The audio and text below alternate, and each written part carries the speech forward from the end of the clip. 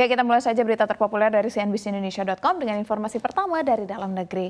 Sengkarut mekanisme subsidi sepeda motor listrik di lapangan belum terpecahkan. Masalah ini tengah menjadi penghambat program kendaraan listrik di Indonesia yang menjadi program unggulan Presiden Joko Widodo. Ketua Umum Asosiasi Sepeda Motor Listrik Indonesia ASMOLI, Budi Setiadi, setidaknya sudah 2 kali mengumpulkan anggotanya dari agen pemegang merek atau APM untuk membicarakan kelanjutan subsidi motor listrik senilai 7 juta rupiah. Dari pertemuan ini terlihat bahwa salah satu masalah utamanya ada pada ketidakmampuan dealer dalam menalangi subsidi, apalagi jika jumlahnya yang tidak sedikit. Budi menyebutkan program subsidi bisa sukses jika ada kerjasama minimal dengan beberapa pihak termasuk APM yang seharusnya datang bukan hanya membawa masalah.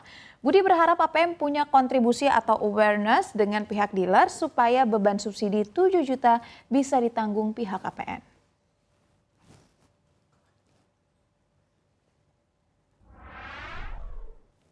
Kita masuk ke informasi kedua. Presiden RI Joko Widodo tiba-tiba memberikan ultimatum kepada perusahaan tambang yang sedang menjalankan operasinya di Indonesia. Kenapa? Presiden Jokowi meminta agar perusahaan tambang langsung memperbaiki lahan setelah tambang berakhir. Presiden pun mewanti-wanti agar lahan tambang jangan dibiarkan ditinggal tanpa adanya proses pemulihan lahan atau reklamasi pasca tambang, dan pihaknya juga akan terus memantau satu persatu.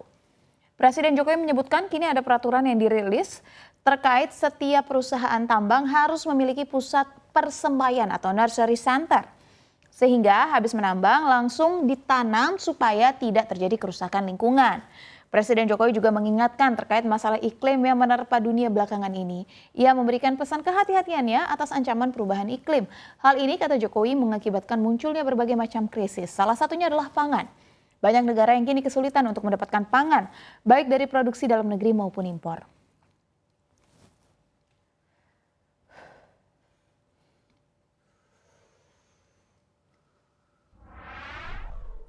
Kita beralih ke informasi ketiga.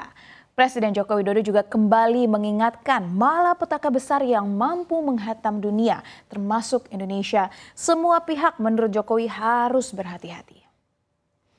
Ancaman perubahan iklim sudah nyata dan sudah kita rasakan dan dirasakan semua negara di dunia.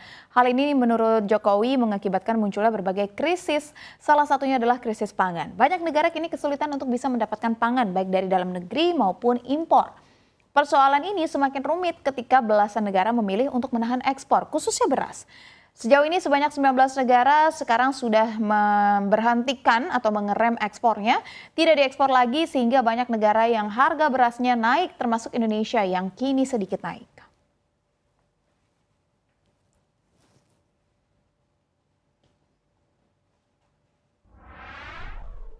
Kita masuk ke informasi terakhir, di mana Badan Antariksa Amerika Serikat atau NASA ikut berkomentar mengenai jasad alien di sidang parlemen Meksiko pekan lalu. Salah satu yang disinggung adalah terkait sampel terkait jasad tersebut.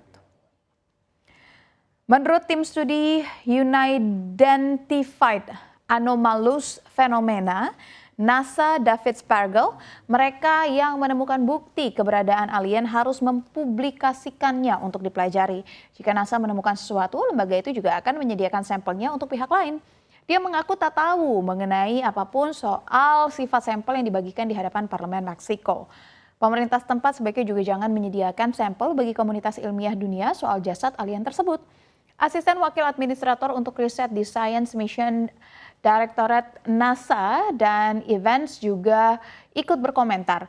Menurutnya, inti studi UAP NASA adalah menghilangkan soal sensasional dan pseudoscience seperti yang terjadi pada parlemen Meksiko. Sebelumnya, jurnalis dan penggila UFO James Muzan membawa jasad alien di hadapan parlemen Meksiko.